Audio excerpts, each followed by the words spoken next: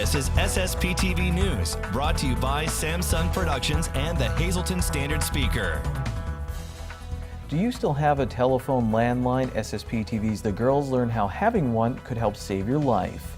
Hello and welcome to SSPTV News. Thank you so much for taking time out of your day to join us. I'm Ken Karen. Let's get to the news from SSPTV and the Hazleton Standard Speaker.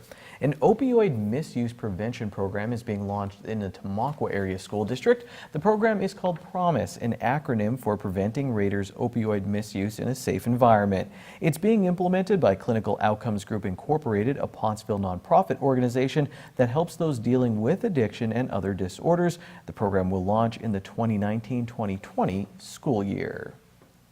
Well, today is Holy Thursday, and we talked with a local priest about what makes this week so special in the Catholic Church.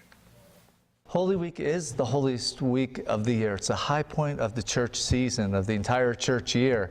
And what happens is Holy Week, and it's significant how that whole week is set apart, because really you're to prepare as much as you can prior to that week, especially the last 3 days. They call it the Sacred Triduum, or the 3 days that Holy Thursday, when we remember the Supper of the Lord, where Jesus gathered his disciples and celebrated the Last Supper, instituted the Eucharist and the priesthood, and the ministry of service. So we have that happening, which then takes us into Good Friday, where he suffered his passion and agony freely and willingly. He could have stopped it at any moment, but he saw it through to the end. And then that Easter Sunday morning, as we celebrate the Vigil on Saturday night, and that goes back to the old Hebrew tradition of at sundown begins the next day. So we look to that and we celebrate the resurrection of Christ. But that week too is, again, it's supposed to have everything set aside and to be able to focus on Jesus and what he endured and what he was willing to do for us, because he had no need to do that as God, but for our salvation, for the forgiveness of sins, for everything that means, and to know that the good news is that there's life after this. So that's what we celebrate. He overcame death.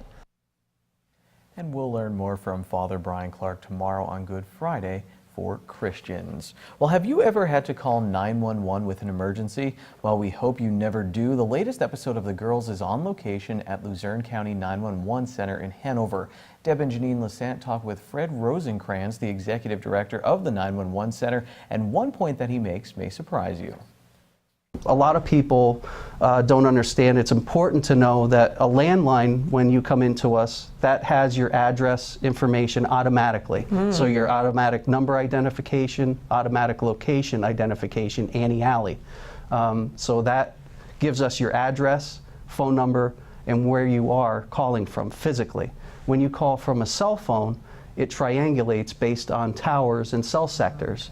So the technology, we're only as good as what the cell phone providers typically provide to us. So it's actually better to call from a landline. If you can. There you go. Yes, and I have a landline, so we have an emergency. Well, if you're home, if you're at the mall, or you're at somewhere else, you can use someone's landline. Exactly. But yeah, as the 911 director, I still have a landline.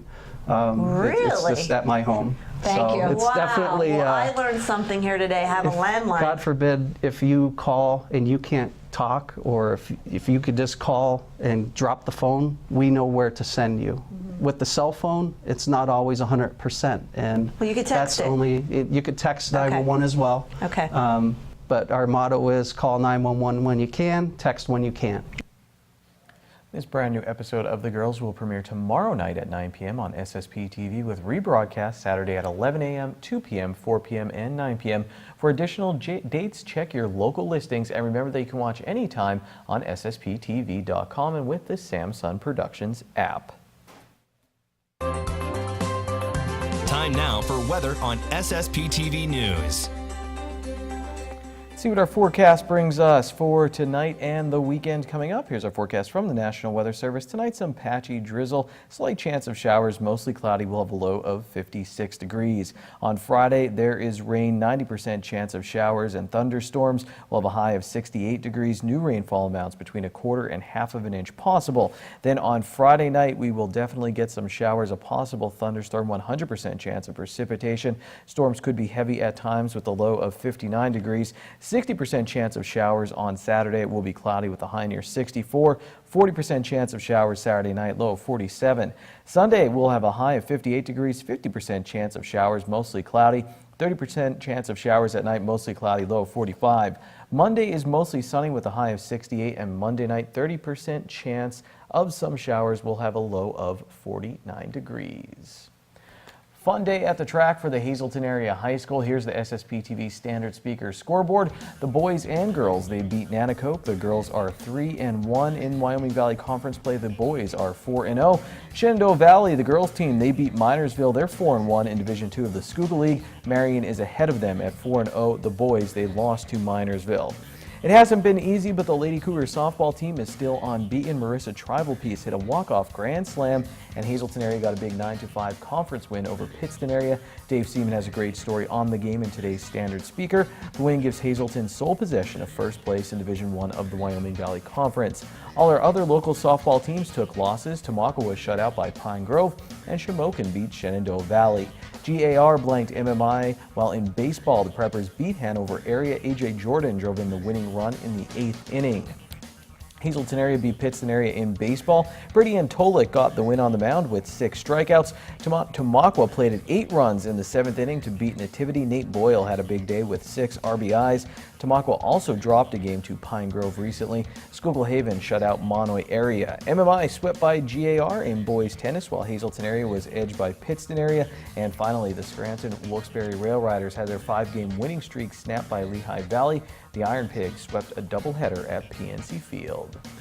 Still ahead on SSPTV News, John Eric Polai has his latest installment of The Counterpunch, and Lisa Sugart shows us the art of palm cross making. Plus, Ron Marchetti recaps Tiger Woods' big win in the Masters and the local week in sports.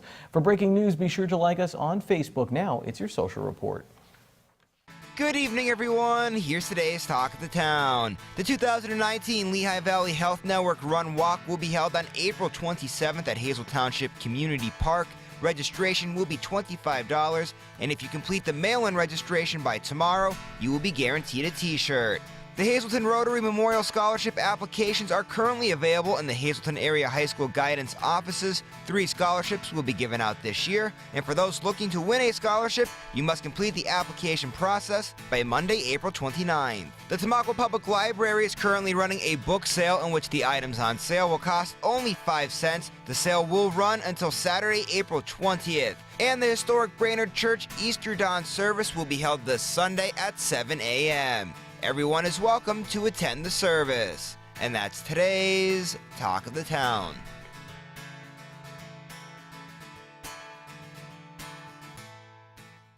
SSPTV News would like to send sincere condolences to the family and friends of these recently departed. Mary Elaine Donovan of Drums. Mass will be Tuesday at 10 a.m. at Church of St. Gabriel. Resume call Tuesday from 9 to 10 a.m. at the church. The Joseph B. Conahan Funeral Home is in charge of arrangements.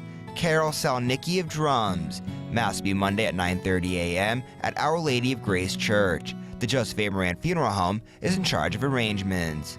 And Anna S. Soltis of Drums. Mass will be Tuesday at 10 a.m. at St. John the Baptist Byzantine Catholic Church in Hazleton. The Harmon Funeral Home and Drums is in charge of arrangements.